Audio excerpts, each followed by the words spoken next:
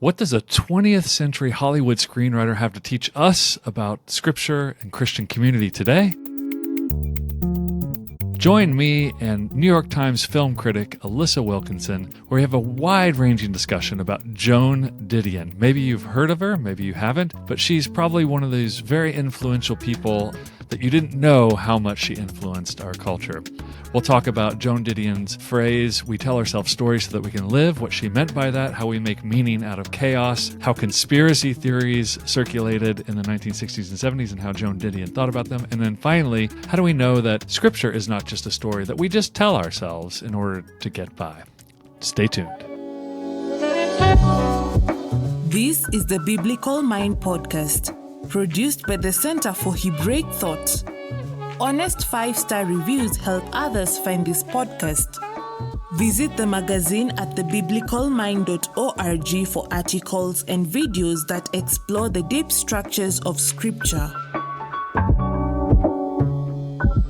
She is one of the, I would say, most important American writers from the 20th century. A lot of people know her as the writer of a couple different essays that you often might read in like college, but she's bigger than that. And she wrote movies and was one of the main drivers behind the New Journalism, which was a move to create a subgenre of journalism that was subjective, that was very male driven, but she was one of the women who managed to make it in that field. So, yeah, she's a writer who is extremely influential, even if you've never read her.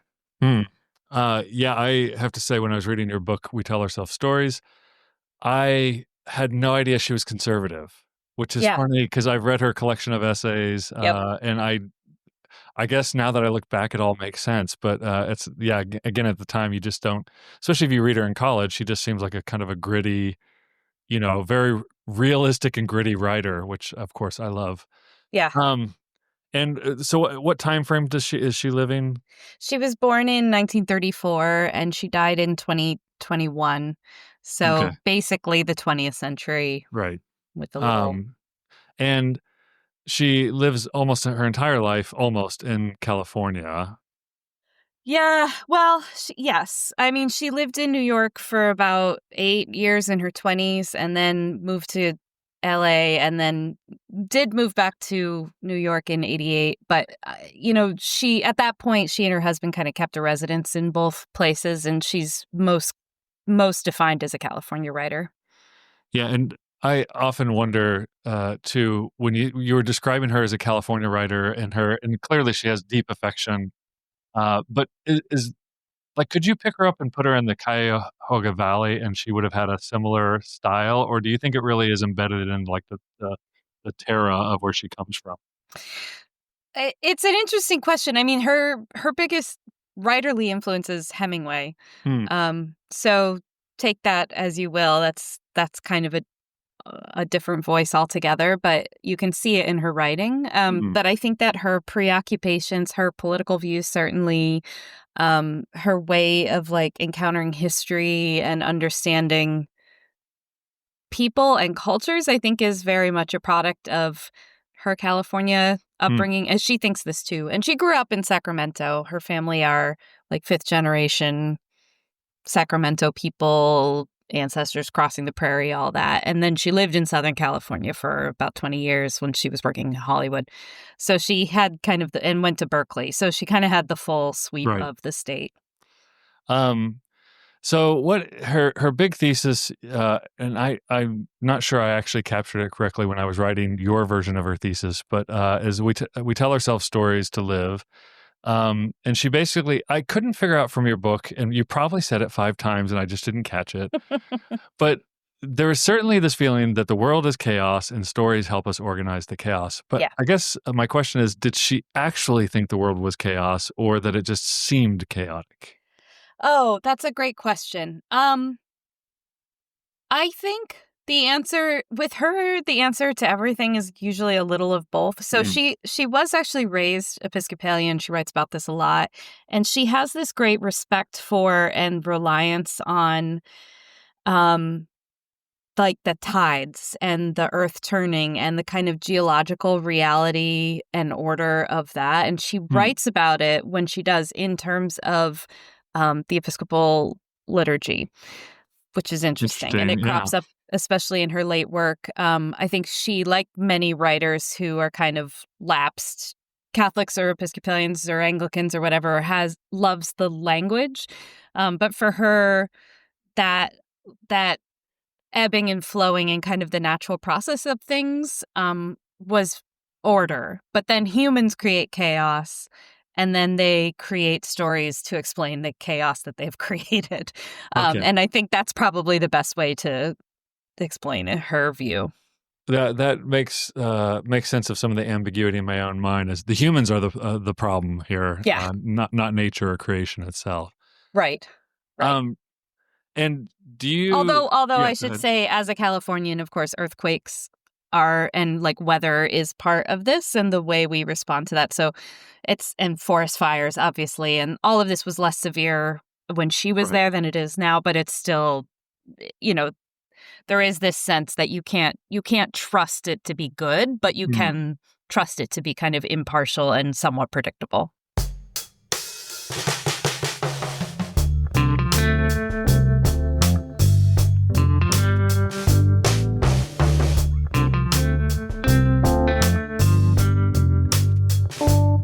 It's been brought to my attention recently again that kind of view that you just can't trust the earth or anybody, and everything is a little bit chaotic, and if you're a romantic, then you're a sucker, kind of, which definitely comes across in the essays I read by her. A lot of people would attribute that kind of a view to post-traumatic stress. Do you think there's something like that floating around in her background? Yeah, I actually wonder. I mean, there is that ancestrally, right? So like her family story was that they crossed the plains, and that when you did that, you kind of left everything behind and struck out in search of a new beginning. And one of her great something grandmothers was supposed to be with the Donner Party, and peeled off at the last minute to marry like a Methodist minister or something. So the Donner Party, there's the ones that were all.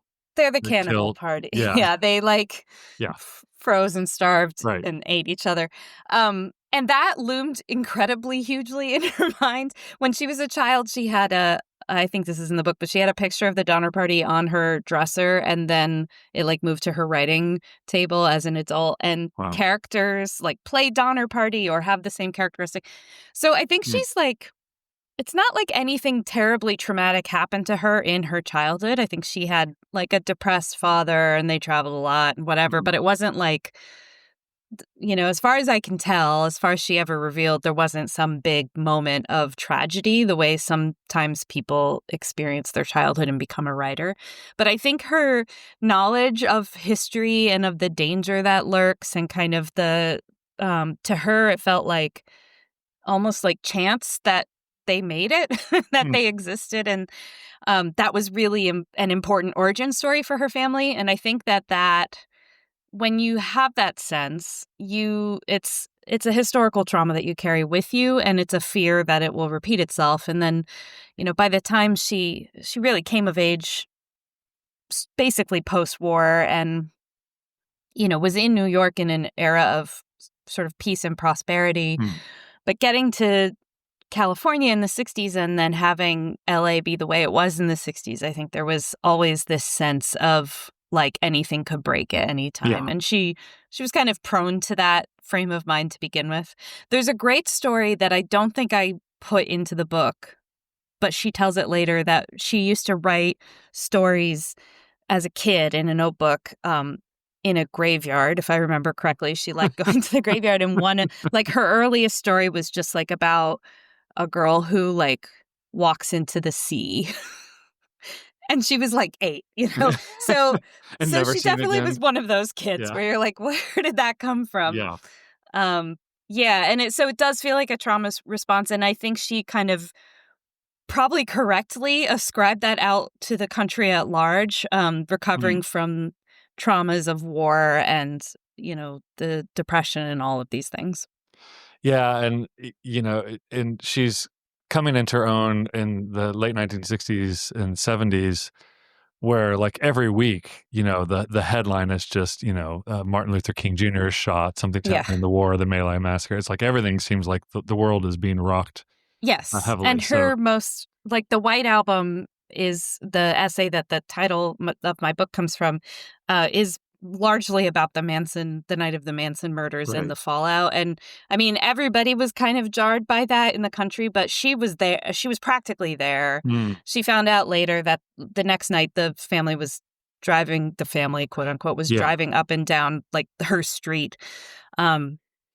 So, and you have to couple all this with the fact that like drug use was rampant, everyone was an alcoholic. Like there's a lot of pieces to this, but there's definitely this feeling of like danger and chaos around every corner. Right. And especially if the only place else you've lived is New York City in the 60s and 70s, then absolutely that doubles it down. So yes.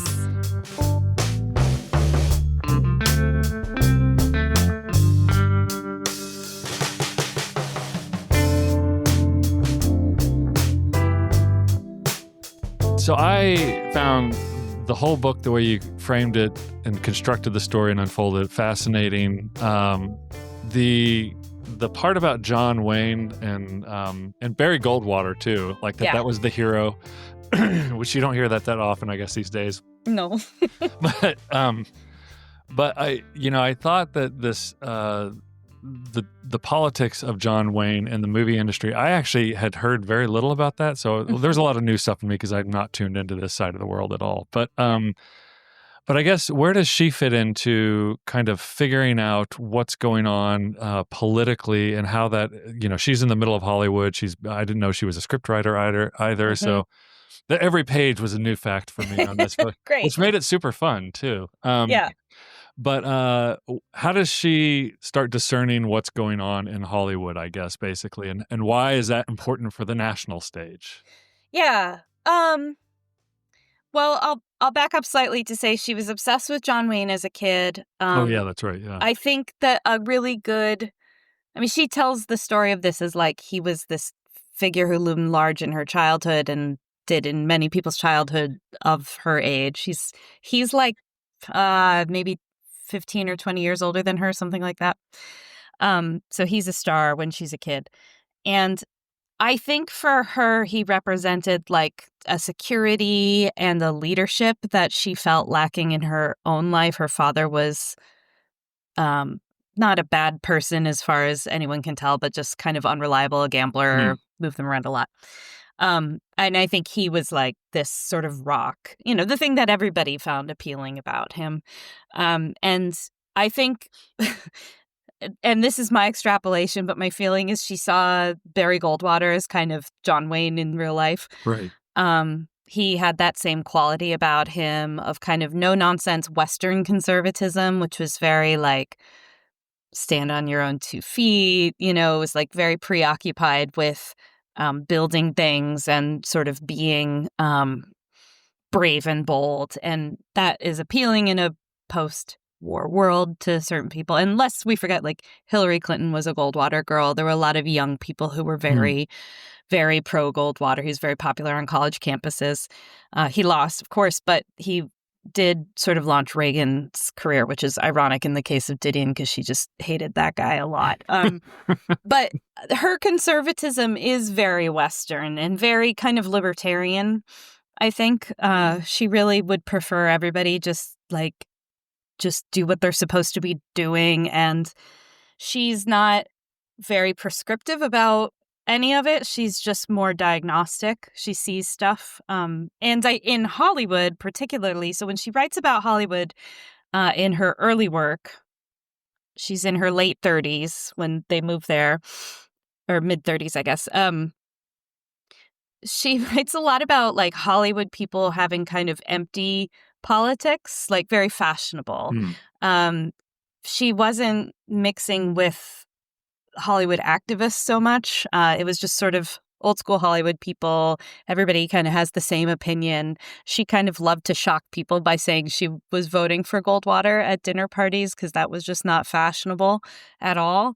And and then when she looks around at Hollywood, she doesn't see a political engine. She sees an engine for entertainment, which is to her basically fine. Like, that's what movies are supposed to do. They're supposed to entertain us and make us have feelings. And for her, though, that is like very much separate from what politics is supposed to do. And of course, all of this is somewhat ironic because John Wayne was a highly political figure of the far right. He supported McCarthyism and blacklisting and all of that stuff. Like far right hunting people down kind of right. Yeah, I mean, he was not just a name names guy. He was like a shout them from the roof. And these are people who may or may not have any connection to they may just be Jewish, frankly, which is what happened to a lot of people. But he was not interested in things like free speech, really, except for certain sorts of people. I mean, it's a very familiar pattern, I think, in American history over and over in the last 100 years and more. But that's who he was, and he led that charge very explicitly. And she never writes about him in a political context. She only writes about him as kind of what he represents energetically and sort of as an icon. And it's what was interesting to me, and the reason I even wrote the book was because I read a essay in her book of political essays, political fictions, where she has become a political reporter in '88. She's following the Dukakis campaign, and she's noticing that political campaigns look exactly like the movie sets she's so familiar with, and they act the same way and they talk the same way.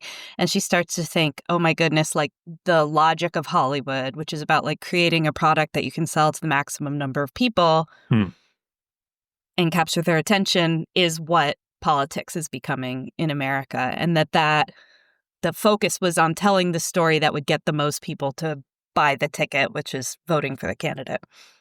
And she, like you, was a film critic. Yes. And I love it that she had this arch rival who she could dog. Kale. Yeah. Well, actually, I felt really empathetic with Joan at that point because, that kind of, when you're having a conversation, I know you've had this conversation with me before where I'm critiquing something and you're like, oh, you just don't understand how anything works inside the system. Well, it's especially funny because Pauline Kael is probably the most famous American movie critic ever.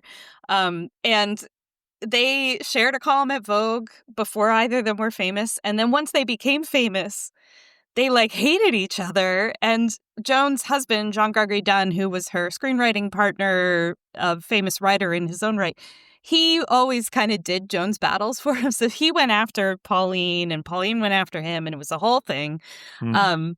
That's only interesting, of course, to a tiny segment of people. But the funniest part of it is they're very similar people. They're highly opinionated California girls who both went to Berkeley. There's all these similarities. But her perspective was that Pauline was had this story in her mind about how Hollywood worked, which is one guy makes a movie.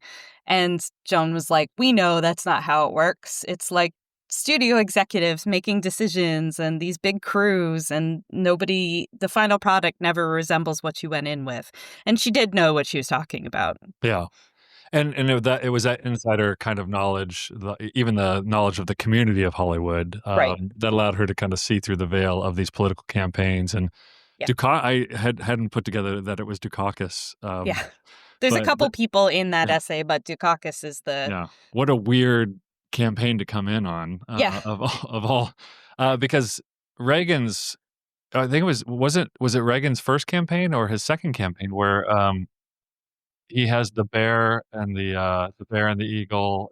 I mean, it was this deeply coded, propaganda piece. Right. There's so much, and it's a real shame that she wasn't a political writer in the Reagan era, because she just really, when she did write about Reagan, which she did a little when he was governor of California, she just has no use for him. But the biggest reason, I think, is is the leading edge into that, right? He's a B-movie actor who sort of switched party affiliations in part because it played better in the GE Presents TV stuff he was doing. And he's no fool. Yeah, and she's just like, this guy's hollow. And when he gets into politics, he expects everything to work the way it did on a movie set. And she actually is like meaner about Nancy Reagan than she is about Ronald Reagan. But yeah, I mean, it's 88 where she really starts writing about political campaigns, and she consistently would, and she had no use for pretty much anybody. That she has a whole really good essay actually on George W. Bush's iconography and like the way movies played into that. She seems to have been interested in Obama as a person, but her essay is concerned with the kind of pop culture fandom that cropped up around him. And I think that's the last time she wrote about politics. Yeah, it was interesting to me that she seemed to have this infatuation, which again could just be a childhood emotional bond with John Wayne. Yeah. That a lot of people kind of transferred over to Ronald Reagan, it seems, as an even bigger leader because he's now in charge of the whole country. He's fighting the devil Russia or USSR at that point. But there was really no love for Reagan. I think I texted you when I was reading that part there. That my dad, I remember him wounded from Vietnam, like having just come out of combat and sitting in Okinawa, and it's the only thing he remembers is watching the Green Beret with John Wayne, which anybody who's seen that movie, it's like the most fake. Yeah. They even did things like shot the night scenes during the day and put a filter on the camera kind of thing. And I'm like, wait, so you came out of real combat and then you're watching this gooey, gushy movie, hero worship kind of A-team level kind of combat scenes. I was like, was that just annoying to you? He's like, no, it was fantastic. Well, and it's so funny because people, like, Wayne never served in the military. Right. People always assume he did. He did eventually go on, like, a tour with the USO near the end to do that stuff, but it wasn't like combat at all. And most of Hollywood did go. It was pretty emptied of leading men in directors. And a lot of them were making propaganda films. Hero. Yeah. Jimmy Stewart, Frank Capra. I mean, a lot of these guys were doing like basically propaganda films for the government. I mean, that's what they called them. That's not. Right. But and so even the story and mythology of John Wayne is real. That's not his real name. Which, again, common in Hollywood, but he's like the macho guy, right? So there's all these kinds of funny pieces where you're like, this doesn't totally match up, but I also understand her impetus to not, you don't want to like ruin your hero. Yeah. Like for her, he didn't represent political conservatism, although I'm sure that was part of it. For her, he represented this like fundamental American man thing that she wanted. And it's interesting when you get to the end of her life, or nearer the end of her life, last 20 years, she starts deconstructing her own mythologies in public, in her books. And that's what her last 3 books are about. So you kind of have to read all of her thought in that. Right. But it's because she's willing to keep looking at those stories and seeing. So I wish John Wayne was in that book because I just would be curious to see what she thought of him all those years later. But also he was gone by then. Yeah. And the fact that kind of love for John Wayne couldn't transfer to another similar kind of person probably means that it was well, who knows? I'm not going to do the Goldwater effect. Isn't that what it's called? Where you try to psychologize someone from afar? Oh, yeah. I did think, as I was kind of, captivated by this Barry Goldwater infatuation, and then this critique of all of these other later conservatives to come who are hollow, as you say, like who would she like today on the scene? Who would be the surprising person she would say, well, I would vote for him if I lived in his or her district? Someone asked me this in an interview. I mean, did you like the question when they asked it? No, I did. I thought about it for a bit. So I'm not saying she would vote for him, but I do think the kind of public image that a guy like Tim Walz presents is kind of appealing in the same way. Right. I don't think she would have had any use for his policies, but I think that the kind of the father, the leader, the plain-spoken guy, the guy who like gets in there when something needs to be done, like that kind of figure is hard to find where it feels like it's the actual guy and not a put on in American politics. Like he's not some Ivy League guy who's like play acting at. Right. So that I think is the kind of person that appealed to her. There's not a lot of people like that in American politics anymore. Right. Not on the national level, I should say. Yeah. But I could see her being interested in that persona and maybe find it appealing. And I should say she and her husband were pretty close with Jerry Brown, the governor of California. So yeah, and I think all of this is interesting because they came up in an era where politics was different, obviously, but like when she was in her 20s and living in New York, she was writing simultaneously for National Review and like The Nation. And it was a time where you could actually kind of do that. And both parties were much more towards the center of things and much more similar to one another. And that later is her critique of the parties, is that they have no meaningful difference. And so everything that they say to get you to vote for them is just like focus group statements, which is what Hollywood does, right? So there's like, it's the same critique over and over, I think. But yeah, she didn't like Bill Clinton. She didn't like the Bushes. She didn't like, really did not like Newt Gingrich. Really doesn't like Newt Gingrich. Doesn't like actually her one piece on Reagan from later in about his presidency is actually a review of Dinesh D'Souza's book of being in Reagan's White House, which is a great read for many reasons. I got to put that on my list because I'm very interested in what anybody would have to say about Dinesh D'Souza. Years ago, a former colleague of ours put me onto that essay, and I thought, wow, this is beautiful work. Why did we not circulate that in said institution? This is all encoded talk at this point. Yes. Yeah. Okay. So this idea that we tell ourselves stories just to get by because life is chaotic and we have to put things in patterns. You could say this is what scientists are doing. I mean, in many ways, there's a whole movement in the kind of relativism in science or realism in science that just says this is a good enough story. In fact, the phrase "good enough story" comes from philosophy of science, but also. I've been thinking and writing about conspiracy theories a lot lately, and I guess our conspiracy, what did she say anything about conspiracies? Do they fit into this way that she thinks about the world? And I'm particularly interested to see if she or you have a good critique of why specifically they're so deleterious to like good thinking. Yeah, she's very, very, especially in the 60s, writing about conspiracy theories or people prone to conspiracy theories. And it continues to come up sort of sideways in different places. It's always kind of in the background of what she's writing, I think, because the latter half of the 20th century in America is just ridden with conspiracy theories of one kind or another. Right. And actual conspiracies. Well, that's the thing, right? Yeah. It's like, if you actually do know what happened behind the scenes in the late 60s, it's like, well, life-funded conspiracy. Yeah, like some of these are not. And on top of it, I should say her mother was a Bircher. She was like a big John Birch Society person. John, her husband, the first time he met her was at the wedding, and then for Christmas he gave her the complete set of John Birch pamphlets as like kind of a joke, but she loved them.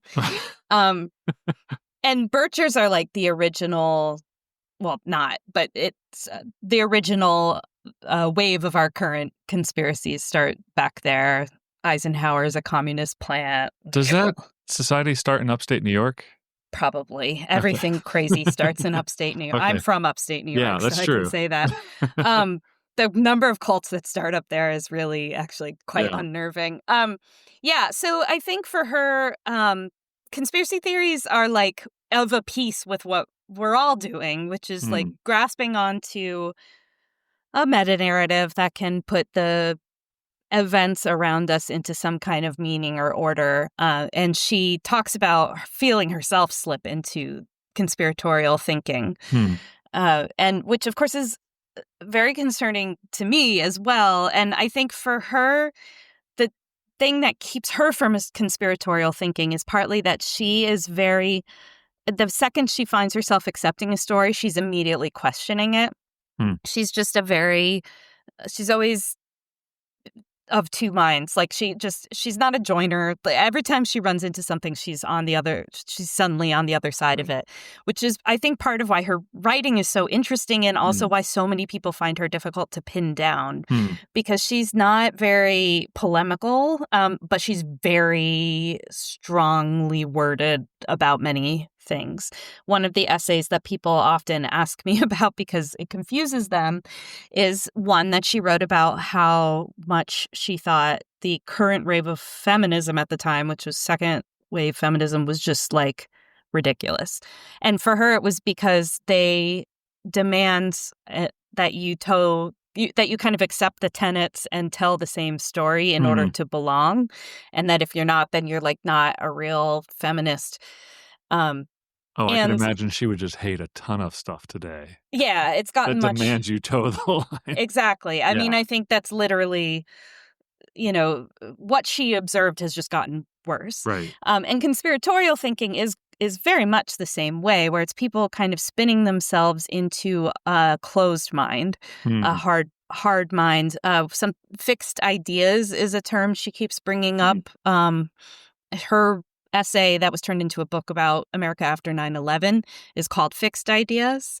And then she's also, a term that comes up a lot for her is pernicious nostalgia, which is sort of when we look at the past and it curdles us for the present in a way that renders us unable to actually look at the world directly the way it is. We just are rose-colored glasses in all of this. Sentimentality. Okay. She's not a sentimental person, except, of course, she writes like a whole book where she just goes over and over her own grief when her husband dies. So, again, it's always like two sides with her. But I think for her, conspiratorial thinking is it becomes fixed ideas that render you unable to actually see the world the way it is, because everything has to fit into your story. So one of her more famous essays is called Sentimental Journeys, and it's about the way the media is treating the story of the Central Park jogger, who, was kind of brutally beaten and didn't die, but came very near it in Central Park in the late 80s. And she's talking about the way that New York talks about itself and about the energy and how, if you can make it here, you can make it anywhere kind of stuff. And she has this line in there where she's like, my husband and I ducked into a store to get away from a mugger. And it was 1988 or something. I was going to say, which is a story every New Yorker had in the 80s, 70s, yeah, and 80s. And I've never had this happen to me. But, I know. But she said, we ducked into a store to get away from a mugger, and the store owner said, oh, yeah, they target people like you from out of town. And they were like, oh, no, we live here. And she said the guy says, like, seamlessly, oh, yeah, that's why he didn't get you. So it's like, we have the story and then we fit the facts into the story. Right. And I've heard so many versions of this when people talk about whatever's going on in the news, and you can see it happening every day on social media. But conspiratorial thinking is a way of thinking that there is something going on that explains everything that they're hiding from you. And sometimes that's true, but more often than not, it's a like a flailing attempt to feel like you can sleep at night, right? Right. That's the so that we can live part, I guess, of that phrase, right?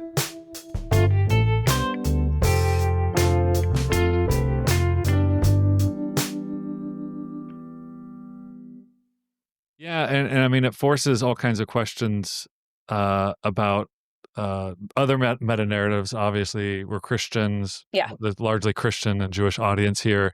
Mm-hmm. I mean, I think a lot of people would get nervous hearing Joan Didion's critique and saying, like, wait, is that just all of our scriptures and our, our little liturgies and stuff? Is that all we're doing, is telling ourselves stories so that we can live? And right. I mean, what's interesting, though, about her, and again, she's not a religious, well, everybody's religious, whatever, but she's not like a religious person. And she doesn't think about or want to think about God or scriptures or things like that, but she knows them, and she'll quote them occasionally. Like she definitely has that all lodged in her head. But the thing that is interesting about her, and that's people often miss, is she's not saying this is a bad thing that we do. She's saying this is just a thing we do. It's like breathing or eating. Like we fit our lives into stories so that we can keep on living. And in the modern world, that takes on certain textures.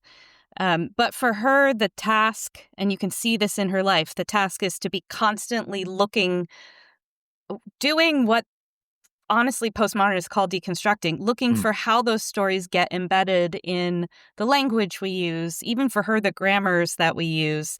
She's constantly close reading ads or like lines from books and saying and like pointing out what the story is behind it. Because some stories are true and some stories are not true. And she does very firmly believe that.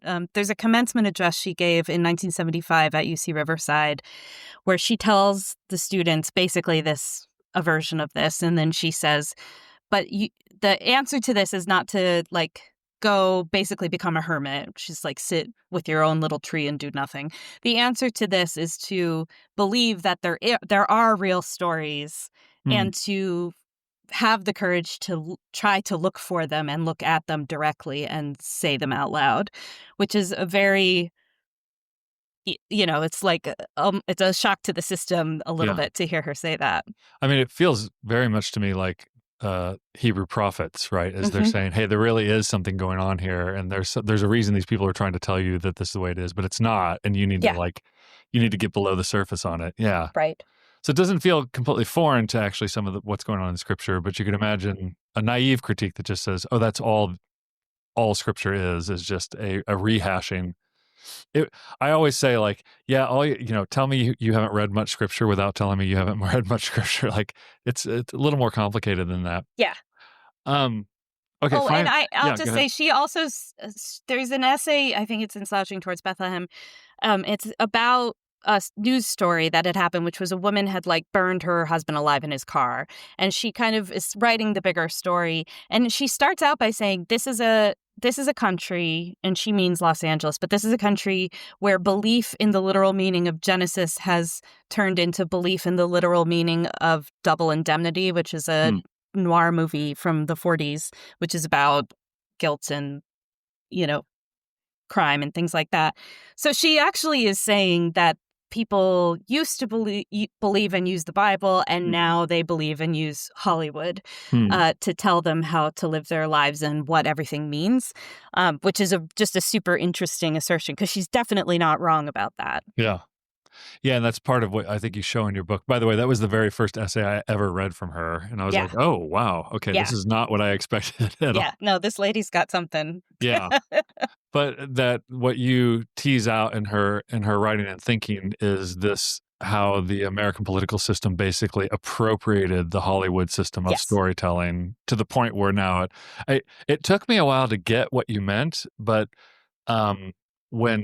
when someone says, oh, this feels like a movie, like I didn't understand the power of that until like I thought about it 3 times, and I was like, oh, okay, wait, that you're actually relegating a real phenomenal experience to this other phenomenal experience that you had that felt more real to you in some way, or I don't know. Yeah. How do you describe that this feels like a movie thing so that people can get it quicker than I can? I think I'm writing about it in the 9/11 chapter, and the number of times that people in the news say it felt like a movie. I felt like I was in a movie, whatever. But it's a way of like, I think it's like a way of setting a traumatic experience or a unthinkable experience at an arm's length, and reading it through something that feels contained and manageable, which is in many cases a movie.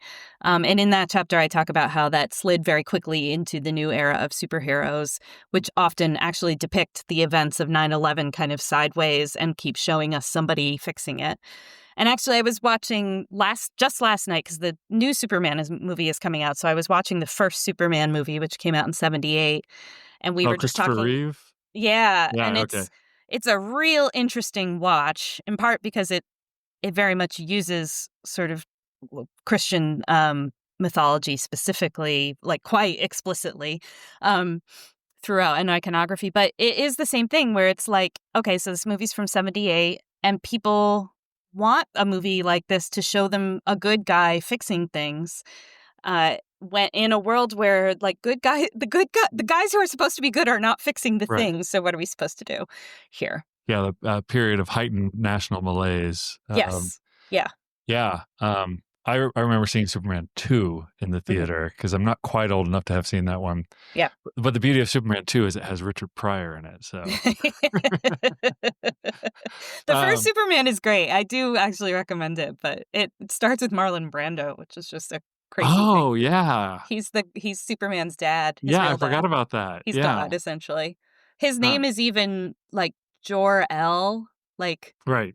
They're not being subtle about the Hebrew links word here. for God thrown in there. Yeah, and famously, when I ask students when we do the Moses scene, the infant exposure motif, when we talk about all the different ways this shows up in ancient history, and I say, yeah, it's not a dead theme either. Where else, does this happen? And usually, they'll get Luke Skywalker, Harry Potter, those ones, but someone will whip out Superman at some point. So it's the final boss of Christ history. Finally, if I can just ask you while I have the New York Times movie critic on the line. So do you think there are any really good movies that put on display what Joan Didion thought? That's a hard question. That is a hard question. I mean, yes, there are. Of course, there must be. Like obviously there's a whole genre of conspiratorial thrillers, which I think are, probably the best. And it's not an accident that they were coming out in the 70s. And they kind of culminated with All the President's Men, which is sort of the happy ending one of them. But the ones, Alan Pakula who made some others where the ending is not so happy, but perhaps realistic. I tend to think like Hollywood movies are more an illustration of her point most of the time now, than they are. They are the example in many ways, rather than inhabiting her critique. Yeah, I mean, if we go to thinking about Marvel movies, just because they're always, or anything in that kind of franchise action world, they're movies that have very little to say, but they're going to give you pictures that are going to make you feel good. And that's, I mean, to her, hate about them. I don't enjoy it at all. To her, she liked that. She liked a movie that was sort of empty-headed nonsense, but was really fun to watch. Which is so funny. It's so funny. But I will say, I was just watching, because I've just finished working on something about Alfred Hitchcock, and I was watching North by Northwest. And, that's a movie where, if you've never seen it, the concept of it is that Cary Grant plays an ad guy, which is sort of a Hollywood shorthand for has no personality, in a gray suit. And he... Finance bro, yeah. Yeah, essentially, of the time. And he gets mistaken for someone else and sort of gets, and this happens in Hitchcock movies a lot, he gets drawn into this thing that he doesn't understand, and everything's kind of coming at him, and he's constantly trying to figure out, like, what is going on? Why is this plane chasing me down? Yeah, he's like in the United Nations, he's like in an auction, he doesn't, and when he finally figures out what's going on, it's like it's too late. And this kind of a movie pops up over and over throughout Hollywood history. And I do think it's a little bit of this, I feel that way sometimes. I'm like, how did I get here? What are all these people doing?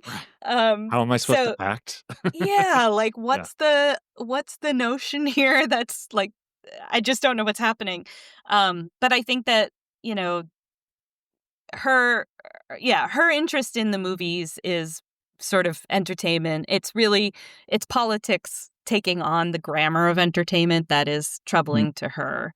And so I would say even more easily, definitely like everything that happens now in national politics is just like straight out of the Didion playbook. To the point where the other thing people keep asking me is what would she think of what's going on right now? And I think that the logic of Hollywood governed kind of the Reagan era, and then she saw the logic of television governing kind of the, first bit of the 21st century. And now it's sort of a logic of virality on the internet, like everything needs to go viral. So it has to be very heightened, and also reality TV, which is this, has to be kind of constant drama, constant cliffhangers. And you combine those and you pretty much get how everyone is operating at this point. Yeah, it's great, man. But, it's helpful to see like, oh, we respond to it because this is the language that we simmer in. Yeah. All the time. Everything is shorthand through those media and those techniques. Okay, one real final question is, I wonder how she would feel about something like Tarantino's Once Upon a Time in Hollywood. Yeah. Have you? I get you've probably thought about this, but where would that register on her scale of telling ourselves stories? I mean, I think she would. Oh boy, it's so hard to predict. Maybe we should tell people this is the Manson murders with the ending changed. With the ending, radically changed. I won't spoil it, but I mean, there's a couple different ways to read that movie, which is honestly one of the few Tarantinos I really like.